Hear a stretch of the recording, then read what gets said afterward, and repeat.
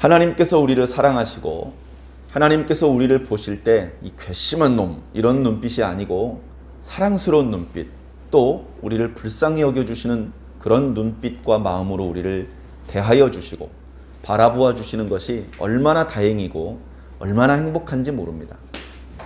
우리가 정말로 주님의 사랑을 받을 만한, 또 불쌍히 여김을 받을 만한 그런 자격은 사실 없습니다.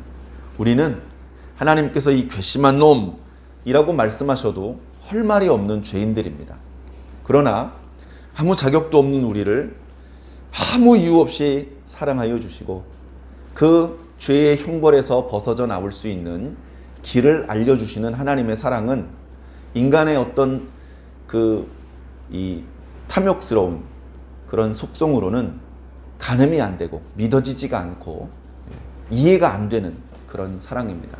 그러나 하나님의 사랑은 우리가 싹수가 좀 보일 때부터 시작된 것이 아니고 우리가 아직 죄인 되었을 때에 우리를 위하여 당신의 아들을 보내셨고 우리가 하나님의 원수였을 때에 예수 그리스도를 우리를 살리기 위한 희생 제물로 삼아 주셨던 것입니다. 그 크신 하나님의 사랑을 깨닫지 못하다가 이제 우리가 영적으로 살아나고 영적인 감각들이 회복되면서 하나님이 계시구나, 하나님이 살아계시구나, 하나님이 우리 아버지시구나, 하나님이 우리를 사랑하시는구나, 하나님께서 우리를 살려주고 계시구나, 우리를 살리기가 얼마나 어려운지 하나밖에 없는 아들도 희생하셨구나, 그 정도로 우리를 사랑하시는구나. 자, 그런 것들을 이제 조금씩 깨닫는 겁니다. 우리가 누군가에게 도움을 받고 은혜를 입을 때 고맙습니다 이렇게 의뢰 말을 합니다. 그런데 그 받고 있는 은혜가 너무나 크면 머리가 90도로 숙여지고 그거보다 더 큰 은혜를 받으면 흙바닥인 줄도 모르고 주저앉게 됩니다. 그런데 하나님께서 우리에게 베풀어 주신 사랑은 그보다도 더 큰 사랑입니다. 흙바닥에 주저앉고 뒹구는 것으로도 우리의 감사를 다 표현할 수 없는 크기의 사랑인 것이죠. 그러니까 이제 사람들이 다 다른 것이죠. 온도 차이가. 똑같이 예수님을 믿는 것 같은데도 큰 사랑을 느껴서 어떤 사람은 진흙바닥에 대굴대굴 구르고 있고 어떤 사람은 네 감사합니다 이러고 지나갈 수도 있는 것이죠.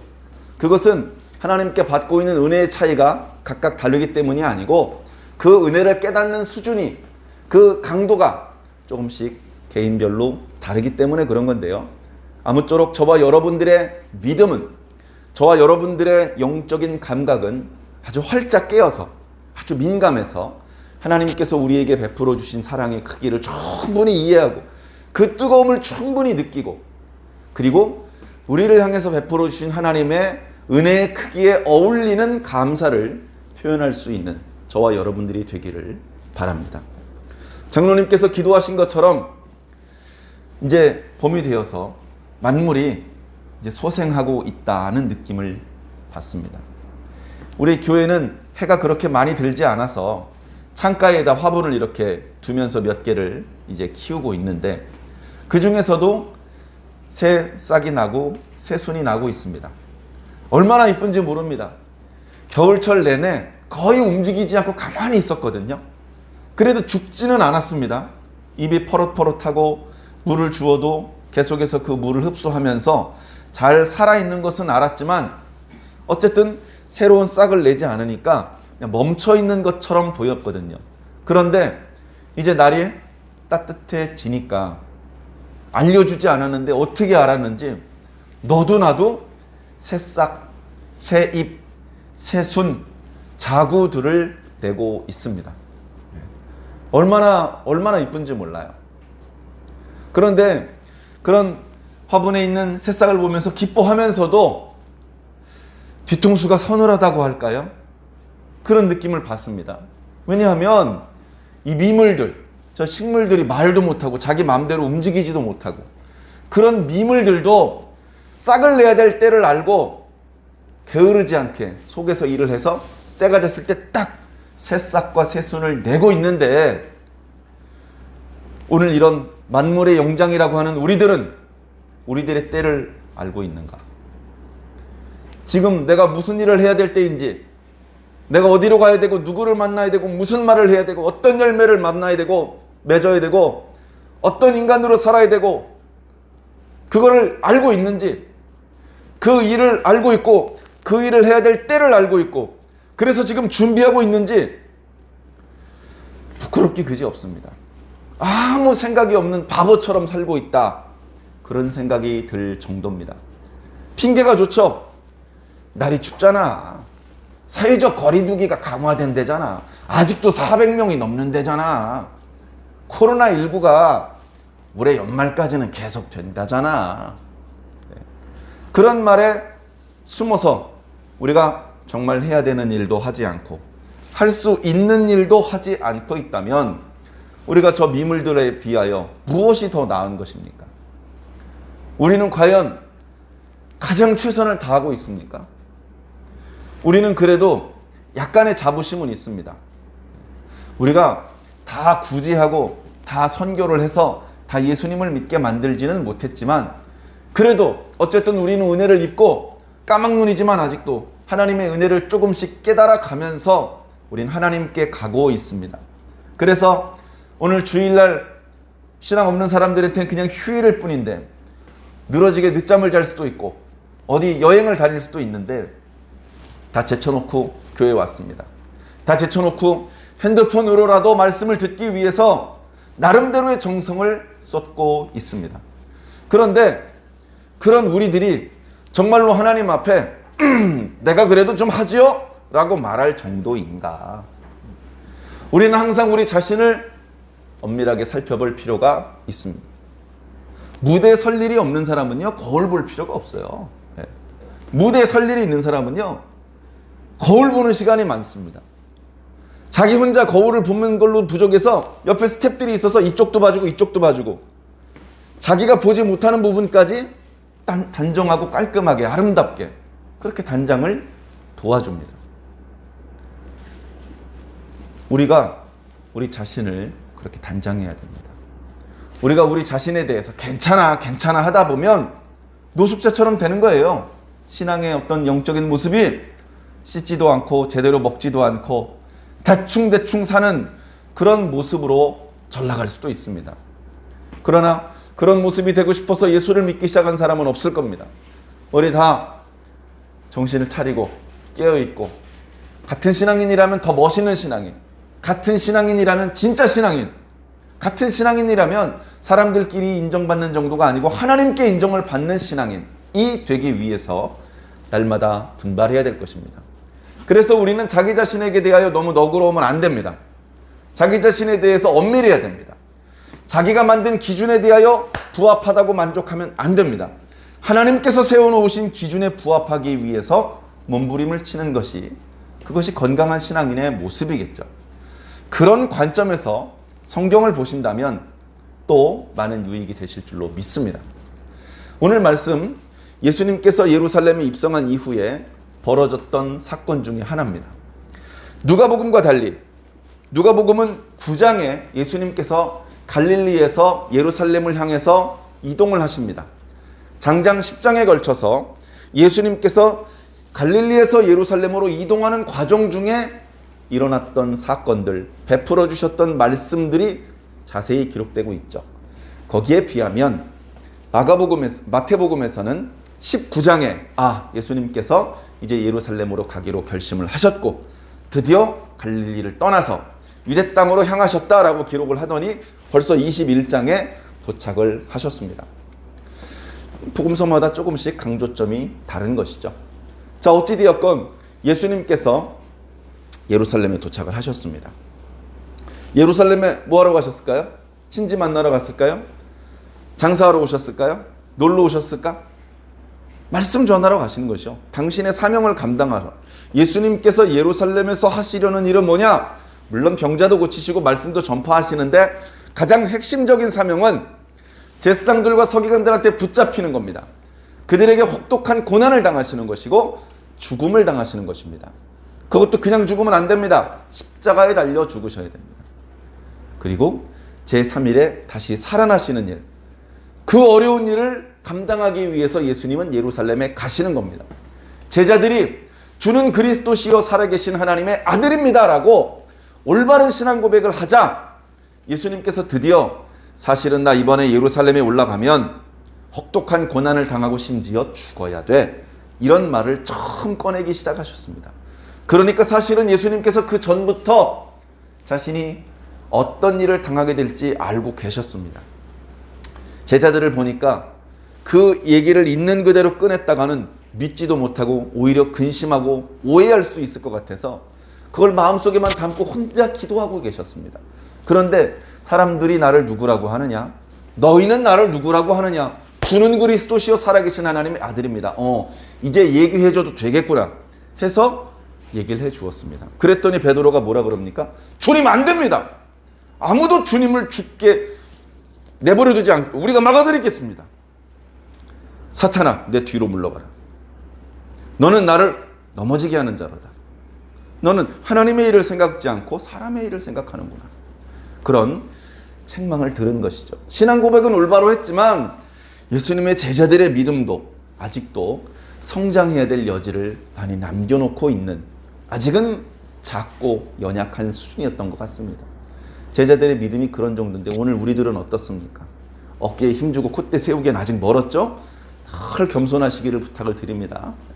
늘 겸손하시기를 부탁드립니다. 이게 사람은요, 특별한 노력을 기울이지 않으면 이게 빳빳해져요. 교만해집니다. 사람은 그럴 수밖에 없는 죄의 속성이 속에 있어요. 그 없는 사람이 없습니다. 그러니까 어떡합니까? 노력을 해야 돼요. 노력을 하지 않으면 자기도 모르게 교만해져 있는 그런 상태로 변해버립니다. 자, 그래 예수님의 제자들이 예수님께서 고난을 받으실 것이라는 말씀을 기록을 보니까 3번이나 들었습니다. 그런데 제자들은 그때마다 근심하기만 하고 주님 때가 된 것 같은데 저를 더 높은 자리에 앉혀주십시오 이런 얘기나 하고 있습니다. 예수님께서 부활 승천하시고 성령 받은 이후에 그게 그 뜻이었구나. 그때 뒤늦게 깨닫습니다. 우리도요, 말씀을 들을 때요, 그 순간 깨달을 때도 물론 있죠. 더 많은 경우 나중에 깨닫습니다. 그렇기 때문에 여러분 개인적으로 성경을 읽고 묵상하는 생활이 중요합니다. 모든 은혜를 이 예배 시간에, 설교 시간에 다 깨우치려고 생각하지 마십시오. 오늘 들었던 말씀, 다음 주 주일날 듣게 될 말씀, 지난주 다 무슨 말씀인지 알지 않습니까? 미리 읽어보는 성도, 예배가 끝난 다음에 그날 본문을 다시 읽어보는 성도가 되시기를 바랍니다. 그게 우리가 최선의 노력을 다하는 그런 신앙인의 삶을 사는 것입니다. 자, 어쨌든 예수님께서 예루살렘에 올라오셨습니다. 예루살렘에 올라오셔서 성전에 가시는 거죠. 성전. 자, 우리 교회는요, 교회 문 열고 바로 앞에 있는 문을 하나 더 열면 바로 예배실이죠. 교회가 작아서 그래요. 교회가 아주 큰 교회는요, 교회 입구를 들어오면 주차장에 차를 댑니다. 그리고 제법 많이 걸어 올라가서 건물 안으로 들어가면 로비가 있습니다. 옆에 카페도 있고 식당도 있고, 그죠? 저쪽에 어린이들 예배하고 분반 공부하는 방으로 가는 길도 있고, 이쪽으로 가면 화장실도 있고, 그렇게 해서 거쳐 저 위에 예배실이 있습니다.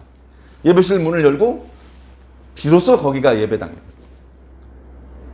근데 보통 그 성도들이 교회에 오면 주차하고서 곧바로 예배당에 들어가지 않고 다른 볼일을 보는 경우가 참 많아요.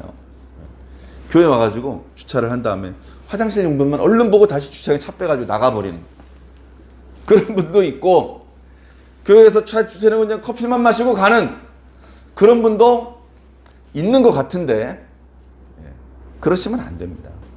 교회는 뭐 하는 곳이냐? 하나님 만나는 곳이에요.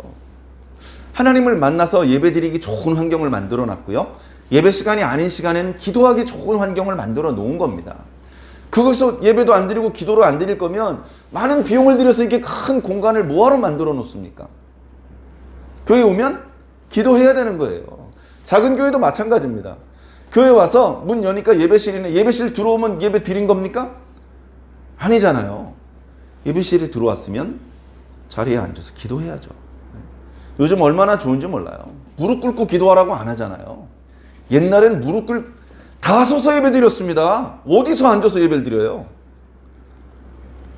그런데 지금은 목사님만 서 있고 여러분들은 편안한 곳에 앉아서 냉난방을 또 조명, 음향, 영상 설비 다 동원해서 예배 드리기 좋게 해드리잖아요.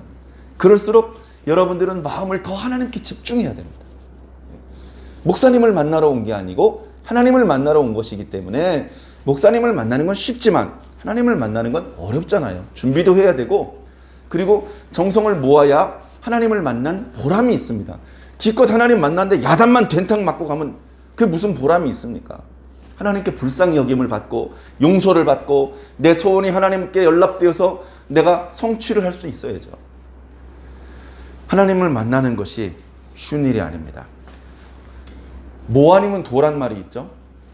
윷을 던지면 거기서 나올 수 있는 눈이 독에 걸린 모. 도가 제일 이제 적은 것이고 모가 제일 큰 것입니다. 제일 좋은 것이거나 제일 나쁜 것. 하나님을 만나면 중간이 없습니다. 큰 복과 은혜를 입거나 아주 그냥 혹독하게 야단을 맞거나 중간은 없습니다. 기왕에 하나님 만나러 오셨으면 상상을 초월하는 어마어마한 은혜와 축복을 받으시기 바랍니다. 그러려면 준비해야 된다는 것이죠. 자, 예수님께서 예루살렘에 가자마자 곧장 성전에 들어가셨습니다. 이 성전은 헤롯이 증축해 놓은 성전입니다. 우리가 성전하면 출애굽을 할 때 성막이 솔로몬 시대에 건축되어서 솔로몬 성전이라고 하죠. 솔로몬 성전은 다윗 때부터 준비를 해서 정말 있는 힘 없는 힘 다 쏟아서 아낌없이 쏟아부어서 아름다운 성전을 건축했어요. 그리고 거기서 제사를 드렸습니다. 우리가 수요일 저녁 예배 때마다 레위기 말씀 묵상을 하는데요. 지난 수요일 날 9장 말씀을 묵상을 했어요. 자, 하나님께서 이스라엘 민족들에게 제사의 제도를 주십니다. 그거 주시는 이유는 이거 한번 골탕 한번 먹어봐라 이렇게 주시는 게 아니고요. 엄청난 복을 받을 수 있는 통로를 확 열어주시는 그런 의미에서 제사의 제도를 주셨는데, 이 제사의 제도가 제대로 작동을 하려면 세 가지가 필요합니다. 일단 성막을 필요한 제사에 관련된 기구들이 딱 준비가 돼야 되고요. 그 다음에 제사를 구체적으로 어떤 방법으로 드릴지에 대한 규례가 필요합니다. 그리고 마지막으로 그 제사를 실제적으로 진행시킬 제사장이 필요합니다. 그 모든 것들이 다 준비가 됐어요. 맨 마지막으로 준비된 게 제사장이에요. 제사장이 되기 위해서 이 유임 제사를 7일 동안 드렸고요. 8번째 날 취임 예배를 그 제사를 드렸습니다.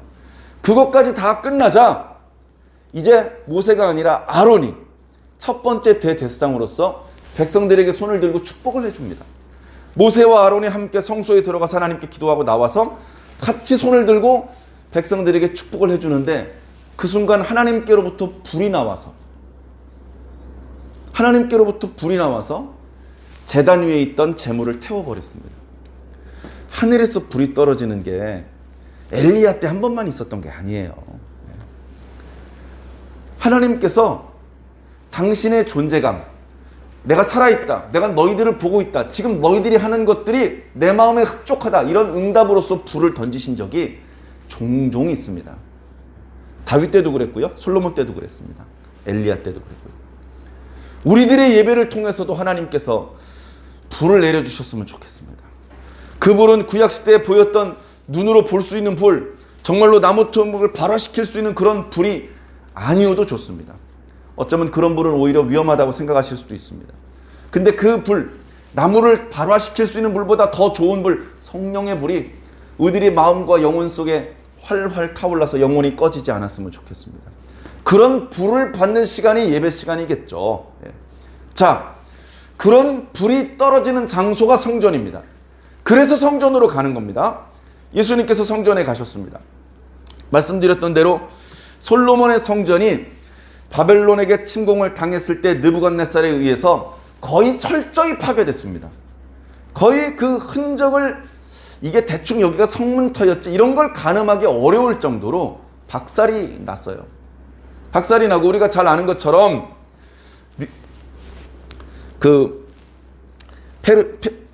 바벨론이 멸망하고 그 뒤에 페르시아가 그 지역을 다스리면서 이제 유대인들이 귀환할 수 있게 됐죠. 옛날에 느부갓네살 왕에 의해서 이제 성전 기물들 같은 것들이 다 약탈이 되었었는데 다 돌려주었습니다. 이걸 가지고 왔죠. 어려운 상황 속에 사람도 몇 명 안 되고 방해하는 주변 사람들도 있고 돈도 얼마 안 되는 상황 속에서 성전을 건축을 했습니다. 쉬운 일이 아니었습니다. 중간에 방해 때문에 멈춘 기간도 꽤 컸습니다. 그럼에도 불구하고 성전을 건축을 했는데, 그 성전이 건축되었던 것을 바라보는 사람 중에서 수염이 배꼽까지 자란 나이 많은 어른도 있었겠죠. 그 어른들이 어렸을 적에 유다가 멸망하기 전에 성전에서 뛰놀았던 그 어린아이 시절에 솔로몬의 성전을 본 거예요. 그러다가 하나님 앞에 책망을 받아서 나라가 멸망하는 지경에 이르렀고 성전이 멸망하는 걸 보면서 울면서 바벨론으로 포로로 끌려갔는데 정말 감사하게도 그 이방 땅에 죽어서 묻히지 않고 돌아올 수 있도록 길을 열어주셔서 몸이 불편한데도 나는 죽어도 유다 땅에서 죽을 거야 하면서 따라왔고 하나님의 명에 의해서 성전이 건축되는 걸 보긴 했는데 보니까 정말 초라해 부끄러워. 솔로몬 때 성전하고는 그 규모, 그 형태, 그 마감에 사용된 재료, 그 장식에 소용되는 이거 성전이라고 말하기에는 조금 약간 좀 창고 같은 그런 걸 지어놓고서 그나마 그래도 이게 성전이다. 다윗 시대에는 제상들을 24개 반차로 만들어서 교대로 상번제를 드리도록 했는데 귀환해 보니까 18개 반차가 없어졌어요. 돌아온 제사장들 어느 반차였어? 물어보니까 6개 반차밖에 안 남았습니다. 참 눈물나고 안타까운 일이죠. 그래 그 몇 명 안 되는 사람끼리 다시 24개 반으로 나누어서 예전처럼 그 허름해 보이는 성전이지만 제사를 드리면서 감동했어요. 그런데 그 상태였던 그 스룹바벨 성전을 지금 예수님의 시대에 헤롯이 그 지역을 다스리면서 로마에다가 이제 금덩어리 바치고 나 이쪽 지역에서 분봉왕 할 테니까 좀 허락해 주시오. 허락을 받았어요. 그래갖고 거기를 다스리는데 로마 정권으로서는 허락을 받았지만 유대 사람들은 인정을 안 해줘. 왜? 유대 사람들은 전통적으로 유다 지파 사람들 중에서 지도자가 나오길 바래. 근데 헤롯은 유다 지파는 고사하고 이스라엘 사람이 아니야. 에돔 족속 사람이야. 그 사람들이 무시하고 말을 안 들어. 그러니까 어떻게 합니까? 내가 성전을 지어줄게. 그랬더니 딴 데 보던 사람들이 아 그래요? 성전을 지어주신다면 우리가 당신을 우리의 왕으로 인정하고 당신에게 세금을 바치며 당신의 명을 따르겠습니다. 옳거니 이거구나. 성전을 지어줘요. 46년 걸렸어요. 돈은 또 얼마나 많이 들었겠습니까? 물론 헤롯이 돈이 아니고 다 백성들한테 세금으로 거둔 걸로 지은 거긴 하지만 성전을 지어줘. 달랑 본차만 있었던 성전이 아니고 여기저기 문과 성곽 이걸 만들면서 그럴싸한 모양으로 만들어줍니다. 단순히 성전 건물과 그 앞에 제단이 있는 마당뿐 아니고 더 넓은 지역까지 거룩한 지경이 이렇게 넓어졌어요. 유다 사람들이 다 좋아했습니다. 그 성전에 예수님께서 들어가신 거예요. 성전에 들어가면 문 열고 처음 들어가면 거기가 이방인의 뜰입니다. 이거는 이제 솔로몬 성전 때는 이제 없었던 모양이죠. 처음에 문 열고 들어가면 이방인의 뜰입니다. 여기까지는 이방인도 들어올 수 있어요. 이방인이 뭐하러 들어올까요? 구경삼아 관광삼아 오나요? 이방인 중에서 여호와 하나님을 경외하는 자들이 여기 들어와서 기도할 수 있도록. 이 안쪽 깊숙한 데까지는 못 가. 너희들이 여기까지는 들어와도 돼. 이방인의 뜰 제법 넓었습니다. 그리고 문을 한 번 더 열고 들어가면 여인의 뜰입니다. 뭡니까? 이방인은 여기까지밖에 못 들어오지만 이스라엘 사람들은 더 들어올 수 있어. 근데 여자들은 여기까지야. 그러면 이스라엘 남자는 어디까지 갈 수 있습니까? 이스라엘의 뜰. 여기까지 들어갈 수 있죠. 자, 여기서 이 바깥에서 이방인의 뜰로 들어가려면 이제 문을 하나 지나가야 되죠. 그리고 여인의 뜰을 갈 때도 또 문을 하나 지나가는데 이스라엘의 뜰로 들어갈 때도 문을 하나 열고 지나가야 됩니다. 이제 이게 한 방향은 아니에요. 가다가 이렇게 구부러지기도 하는데 그런데 여기부터 이제 문이 없어요. 여기 이제 성전 본 건물이 있습니다. 그리고 이방인의 뜰이라는 것은 이렇게 제사장의 뜰과 붙어 있는데 제사장의 그러니까 보이지 않는 선이 있는 거죠, 여기. 그래서 여기 문을 열고 딱 들어와서 벽에 딱 붙어서 서 있습니다. 그게 이스라엘의 뜰이에요. 이스라엘 남자들은 여기까지도 들어올 수 있는 겁니다. 여기 딱 들어오면 성전도 보이고요. 여기 성전 앞에 물두멍, 바다, 또 제단이 보입니다. 제사장이 제물을 잡고 그 제물을 그 제단 위에 올리고 그 주변에 피를 뿌리고 이걸 다 볼 수가 있어요. 제사가 진행되는 시간이라면. 그러나 이제 이 안쪽 제사장의 뜰까지는 못 들어가고 들어가자마자 좌우로 벽 가까이 이제 붙어서 성전을 바라보면서 이렇게 기도하는 겁니다. 성전에 가는 이유는 기본적으로 기도하기 위해서 가는 거예요. 성전에 가는 이유는 하나님을 만나고 하나님께 복받는 것인데 하나님하고 접촉하는 방법이 기도잖아. 왜? 하나님이 영 되신 분이니까. 제사장을 만나는 것이라면 아무개 제사장 제사 끝나고 있다가 저 밑에서 봐. 이렇게 하면 그냥 쉽게 만날 수 있는데 하나님은 그렇게 만나는 분이 아니잖아요. 그러니까 제사가 진행되는 시간에는 들어와서 제사를 참여하고 제사를 보면서 같이 기도하는 것이죠. 그리고 제사가 드리는 시간이 아닐 때에는 성전을 바라보면서 기도하는 겁니다. 제사장은 규례에 따라서 여기서 제사가 진행이 되고 또 규례에 따라서 여기 이제 지성소와 성소에 들어가는 그 규례에 따라서 이제 들어가는 것이죠. 이게 이제 성전의 구조입니다. 옛날엔 동건물 하나 있었는데 그래도 헤롯이 이만큼 만들어 놓은 거예요. 예수님께서 문 열고 딱 들어갔는데 이 이방인의 뜰에서 뭐라고 봤더니 여기서 장사를 하고 있네. 장사하는데 이방인들이 뭐 오지도 않지만 이방인들이 하나님 믿으러 오겠습니까? 이스라엘 백성들도 이방신들 믿으러 나가는데 근데 여기서 그나마 장사를 하고 있어요. 장사. 그래서 예수님께서 돈을 바꾸어 주는 자들을 쫓아내시고 또 비둘기 파는 자들, 매매하는 자들 뭐 이런 사람들 상을 다 엎으시고 이렇게 하십니다. 자, 이제 왜 그렇게 하셨을까?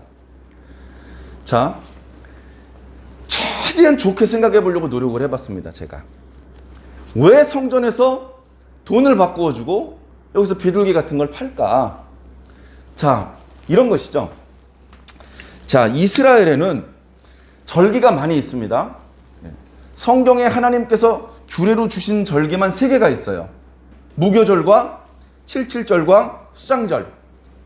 그 절기에는 하나님 앞에 이스라엘 남자가 자기 몸을 보여드려야 돼요.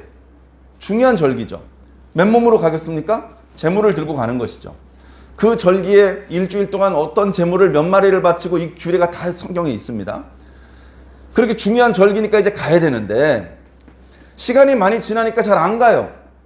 특히 6월절, 이 무교절은 하나님께서 이스라엘 백성들을 살려주시고 구원해 주신 날이기 때문에 자신들의 정체성을 밝히니까 최고로 중요한 명절이야. 그런데 77절과 수장절은 농사와 관련된 보리가 추수됐을 때 그것을 감사하면서 밀이 추수됐을 때 그것을 저장하면서 하나님 앞에 드렸던 그런 절기였기 때문에 처음에 그 가나안 지역을 정복하고 정착했을 때와 달리 예수님 시대에는 농업이 주업인 사람이 몇 명 없었단 말이죠. 그러니까 농업과 관련된 절기에는 사람들이 잘 안 갑니다. 6월절은 어떻게 해서든지 가려고 그래요. 심지어 유대인들이 그 유대 땅에만 사는 게 아니고 많이 흩어져 살잖아요. 그 주변에. 그 먼 지역에 살다가도 6월절을 준비하고 있다가 갑니다. 거리가 멀고 교통수단이 좋지 않기 때문에 왕복 1달도 넘게 걸려요.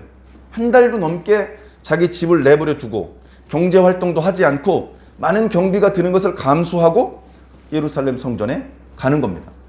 예루살렘이 평상시엔 인구가 3만 정도 됐대요. 3만. 뭐 오늘날 현대적인 기준으로는 뭐 코딱지 같은 느낌이겠죠. 우리 완주군이 10만 조금 넘습니다. 넘었다 안 넘었다. 그런데 그 조그만한 동네에 3만이라면 그것도 이 시대의 배경을 생각해 봤을 때 적은 인구가 아니거든요. 말이 예루살렘이 이제 큰 도시가 아니었단 말이죠.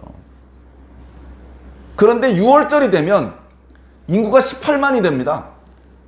3만이던 도시가 18만이 된다고요. 그 사람이 어디서 묵어요? 한번 오면 한 일주일씩 열흘씩 있다 가는데 그게 있을 데가 없으니까 예수님도 성전 사역이 끝나고서는 감람산을 넘어서 베다니까지 가신 겁니다. 예루살렘에서 동쪽으로 한 3-4km 떨어진 곳인데 마태복음에서는 베다니에서 예수님께서 하신 일들이 자세히 기록이 안 되지만 요한복음엔 자세히 나와 있죠. 문둥병자 시몬도 고쳐주시고 마리오와 마르다가 있고 나사로 살려주시고 그래 갈릴리 지역과 마찬가지로 그 베단이라는 동네에 가면 예수님을 잘 알고 예수님께 은혜를 입은 사람들이 동네에 많이 있습니다. 온 동네가 예수님을 환영하는 분위기죠. 이제 그 동네에 가서 잠깐 쉬시고 다음날 또 성전에서 말씀을 전하기 위해서 가시는 이제 그런 모습인 것이죠. 자, 이런 상황인데 성전에서 장사를 하는 이유는 그렇게 먼 지역에 살고 있던 유대인들이 하나님께 와면 그래도 이제 나름대로 경건한 신앙적인 이유로 온 것이지 않습니까? 단순히 뭐 이렇게 오랜만에 친구를 만나기 위해서 또는 이참에 좀 장사를 해서 돈을 벌어보려고 그런 목적이 주된 목적이라기보다는 야, 예루살렘에 왔으면 성전에 가야지. 성전에 갔으면 기도를 하고 제사를 드려야지. 그리고 이스라엘 남자들은 성전 세금을 냈습니다. 뭐 그런 게 다 있어? 모세 때 이미 만들어 주신 율법에 있습니다. 성전 세금을 내야 됩니다. 그래서 이제 그런 것들을 하기 위해서 사람들이 다 성전에 올라가요. 성전이 막 이렇게 무슨 백두산 꼭대기 같이 높은 산은 아니지만 언덕 위에 있기 때문에 이제 올라간단 말이죠. 올라가는데 올라가서 보니까 돈을 준비를 안 했어. 돈이 없다는 뜻이 아니고 성전 세금은 1인당 반세겔을 내게 되어 있는데 오늘날과 달리 과거에는요, 이 화폐의 단위가 무게의 단위예요. 그러니까 세겔을 내야 되는데 시대가 많이 바뀌어서 사람들이 드라크마 쓰고 데나리온 쓰지 세겔 이런 단위의 동전 잘 안 쓴단 말이에요. 근데 성전에서는 율법에 세겔로 받으라고 돼 있으니까 세겔로만 받겠다는 거예요. 그래 세겔로 된 동전이 어디 있나 봤더니 두로의 세겔이라는 동전이 있어요. 당시에 그걸로만 헌금을 낼 수 있는 거예요. 드라크마 내면 안 되겠습니까? 드라크마밖에 없어요? 그러면 저쪽에 동전 바꾸세요. 그래 동전을 바꿔주는 겁니까? 동전을 바꿔줍니까? 누가 생각했는지 좋은 아이디어네. 성전 입구에서 동전을 바꿔서 헌금을 합니다. 그리고 제사를 드릴 때 어떡합니까? 예전에는 거의 집집마다 양을 길렀지만 지금 양 안 기르는 사람이 많아요. 예? 갈릴리에 사는데 거기서 유대 땅까지 양 끌고 갑니까? 보통은 그렇게 안 하고 유대에 와서 양을 사는 거죠. 제사장들이 얘기를 합니다. 여러분들이 끌고 온 양 중에 우리가 제사를 드리려고 보다 보니까 적합하지 않은 양들이 많이 있더라고요. 여러분, 우리 제사장들이 미리 흠없는 양들을 많이 준비해 놓겠습니다. 여러분들은 성전 입구에서 그 양을 좀 비용이 부담되시는 분은 비둘기를 사시면 됩니다. 흠이 없는 걸로 충분히 준비해 놓겠습니다.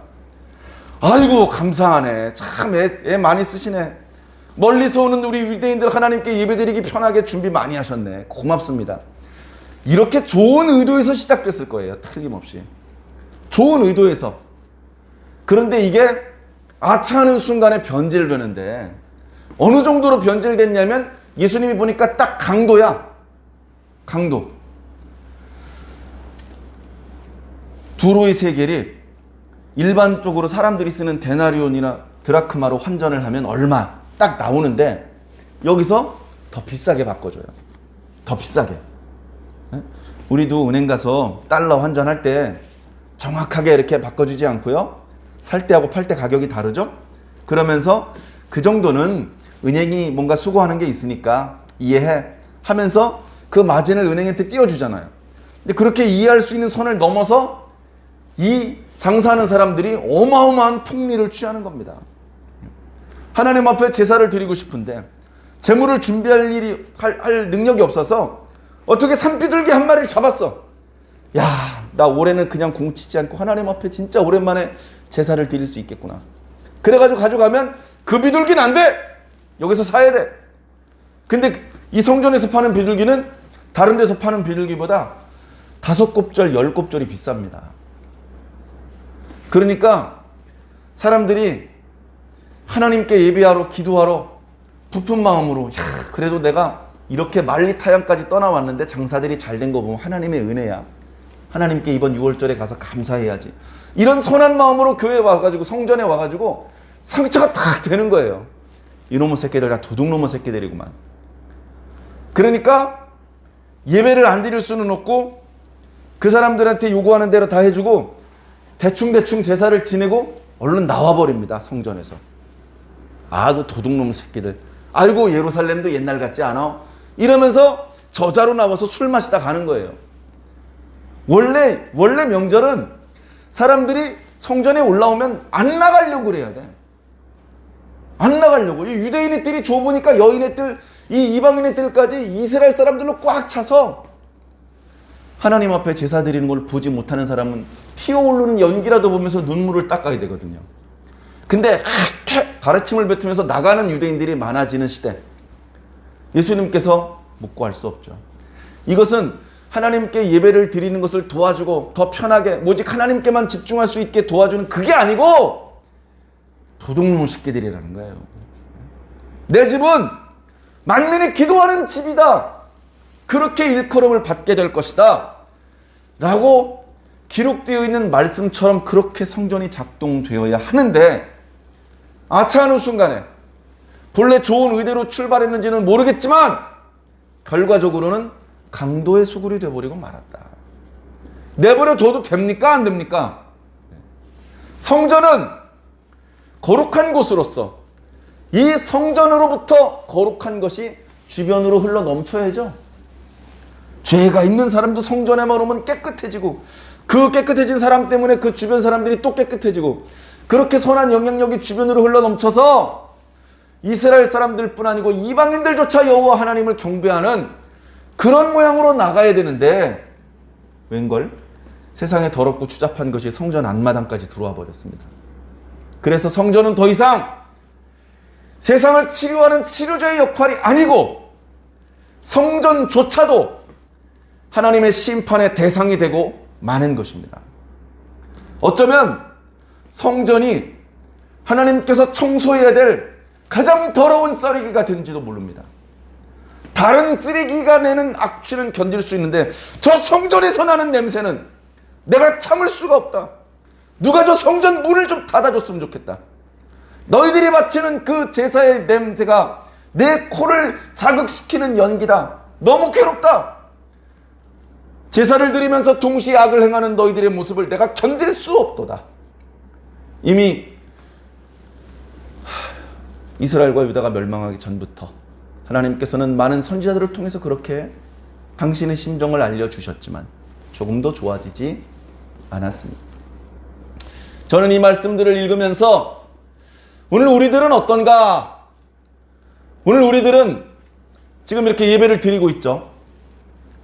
개혁되기 이전에 로마 캐톨릭 또는 그 이전에 유대인들이 회당에서 드리는 예배나 과거 이스라엘 백성들이 하나님 앞에 제사를 드렸던 그 모양에 비하면 너무나 형식이 간소화됐고 편리합니다. 앉았다 일어났다 앉았다 일어났다 할 필요 없습니다. 우리 교회는 작으니까 성가대가 따로 없지만 성가대가 있는 교회도 아멘송, 본찬양, 첫송영, 끝송영. 로마 캐톨릭에 가면요 성가대에서 예배 시간에 불러야 될 찬양이 14곡, 18곡 이렇게 됩니다. 계속해서 예배에 찬양으로 화답을 해 주어야 되는 것이죠. 성도들은 앉았다 일어났다를 여러 번 해야 된다고 합니다. 네? 우스갯소리로 앉았다 일어났다 하다가 왔어. 그렇게 말할 정도로 의식을 중요하게 생각하는 것이죠. 네. 그 의식들은 다 의미가 있는 것이고 본래 좋은 의도였을 것입니다. 근데 의도는 싹 사라지고 껍데기만 남은 거예요. 껍데기. 그 껍데기는 대체로 변질되기 쉽습니다. 변질되기 쉬워요. 우리가 드리는 예배는 어떻습니까? 오늘 우리가 드리는 예배는 본질이 살아있습니까? 원형이 살아있습니까? 이게 원형이 뭐였을까? 가늠하기도 어려울 정도로 망가져 있고 훼손되어 있는 것은 혹시 아닙니까? 오늘 우리들의 신앙을 살펴보시기 바랍니다. 예배 시작하면서 말씀드렸죠? 자기 자신에 대하여 너무 너그러우면 안 돼요. 자기가 정해놓은 헐렁한 기준에 부합하다고 만족하면 안 됩니다. 내가 기준이 되면 안 되죠? 하나님이 기준이고 성경이 기준입니다. 기준에 뭐라고 되어 있는지 자주 읽어봐야 되는 거예요. 자주. 예? 법관들 법 공부 정말 많이 합니다. 근데 결정적인 순간에 또 법전을 열어봐요. 다 외운 것 같은데 또 열어봅니다. 교회 오래 다녔다고 성경 안 봐도 됩니까? 또 읽어야 됩니다. 들었던 말씀 또 들어야 됩니다. 우리는 계속 하나님이 중심이어야 되고 하나님의 말씀이 중심이어야 됩니다. 그 기준에 부합한 삶을 살아야 됩니다. 그렇게 왜곡되고 변질되기 쉬운 우리들의 마음과 우리들의 생활을 원형으로 회복시켜야 되고 본질에 가깝게 그렇게 자꾸 갱신해 나가지 않으면 우리는 우리가 변질됐으면서도 변질된지도 몰라요. 이상하게 구부러지고 왜곡됐는데도 모르고 잘하는 줄 알고 가는 겁니다. 깨어 있으시기를 바랍니다. 깨어 있으시기를. 깨어 있으라는 표현은 조금 약한 것 같아. 좀 세게 표현하면 정신 차리시기 바랍니다. 그래서 베드로 사도가 정신을 차리고 깨어 있으라라고 말씀하신 것 같습니다. 정신을 차려야 됩니다. 시비를 분별할 수 있어야 됩니다. 때와 시기를 분별할 수 있어야 됩니다. 뭐가 하나님께서 원하시는 뜻인지, 무엇이 선한 것이고 무엇이 악한 것인지 분별해야 됩니다. 분별하기 귀찮은 사람들은 대부분 각자 자기 소견에 옳은 대로 사는데요. 그 방법으로는 아무도, 하나님뿐 아니고 옆에 이웃 사람들도, 옆에 동물과 식물들에게도 유익을 주지 못합니다.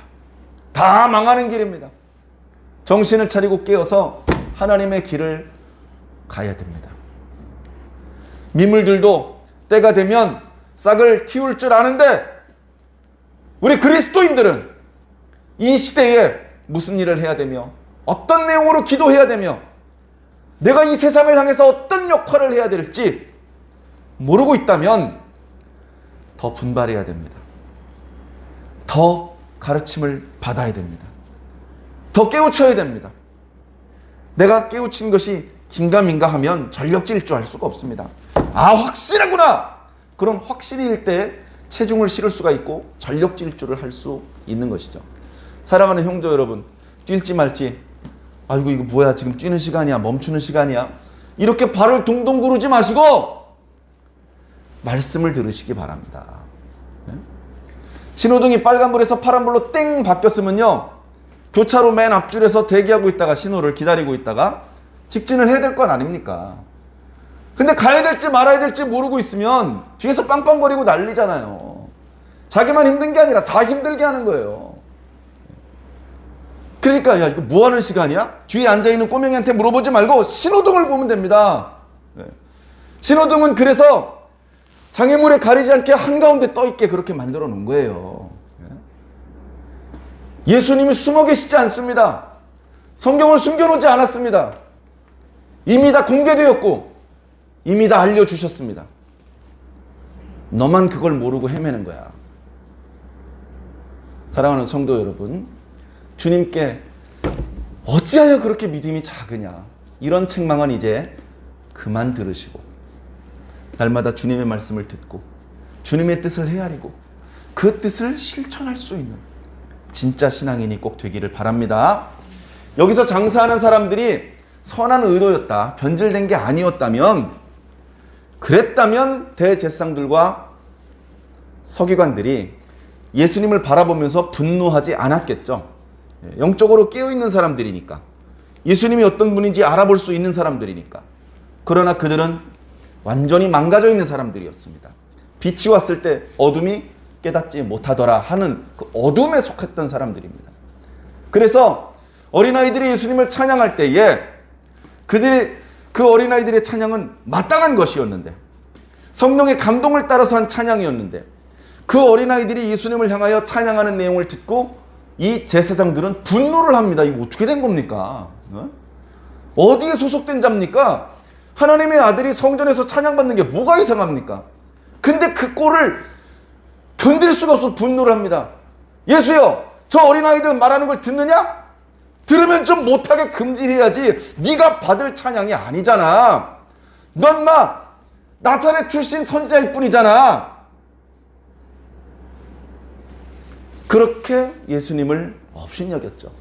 예수님께서는 죄송합니다, 주의 주겠습니다라고 하지 않았습니다. 어린아이들의 찬양을 온전하게 하실 것이라는 말씀을 읽어본 일이 없느냐? 그들의 영적인 무감각을 책망하시고 가셨던 것이죠. 그들의 상황은 열매 없는 무화과 나무와 같았습니다. 나무가 열매를 맺어야 되는데 열매를 맺지 않는 나무는 뭐 하는 나무인지 압니까? 괜히 땅만 차지하는 나무입니다. 빨리 뽑아 없애고 열매 맺는 다른 나무로 바꿔 심어야 되는 그런 나무가 되는 것이죠. 우리는 어떤 나무입니까? 오늘 저와 여러분들이 다 나무입니다. 땅만 차지하고 있는 나무입니까? 아니면 우리를 심어주신 주인의 뜻을, 주인의 기대에 부응하는 열매를 맺는 나무입니까? 우리 각자 자신을 좀 더 엄밀하게 살펴보시기를 부탁드립니다. 그래서 자격지심에 빠지고 아이고 난 멍청이야, 엉터리야 이렇게 스스로 자학하라고 말씀을 드리는 것이 아니고 다시 정신을 차리고 분발하라는 말씀입니다. 이봐, 너는 술 먹는 술고래가 아니고 육상 선수야, 씨름 선수야. 술 그만 마시고 컨디션 조절해. 시합 얼마 안 남았어. 지금부터 준비하면 너 정도면 충분히 금메달 딸 수 있어. 그렇게 일깨워주는 말씀입니다. 사랑하는 성도 여러분, 깨어 있읍시다. 하나님 앞에 본질이 살아있는 그런 믿음으로 기도합시다. 그렇게 기도하면 다 들어주실 것이다. 다 이루어질 것이다. 주님께서 말씀하셨습니다. 산을 들어 바다에 던지는 게 신기해서 정말 믿음으로 산 한번 바다에 던져주실래요? 이렇게 기도해 보라는 말씀이 아닙니다. 오늘 말씀은 본질이 살아있는 그런 기도, 그런 예배를 하나님 앞에 드리라는 것입니다. 하나님의 백성한테 하나님께 예배 드리라는 게 뭐에 지나친 겁니까? 하나님의 백성이 하나님께 예배한 게 뭐 상 받을 일입니까? 아버지한테 절하는 게 뭐 칭찬받을 일입니까? 원래 당연히 해야 되는 거잖아요. 그것도 못하고 있으니까 말씀 주시는 겁니다. 아직 몽둥이 들고 막 요란하게 소리 지르면서 혼내는 분위기가 아니고 아직은 자상하게, 아직 시간이 있으니까 지금이라도 깨세요. 지금이라도 정신 차리세요. 지금이라도 마땅히 해야 될 일을 하세요. 라고 부드럽게 말씀해 주실 때 이 말씀을 무겁게 받고 달라진 모습을 주님께 보여드리시기를 주님 이름으로 간절히 축원합니다.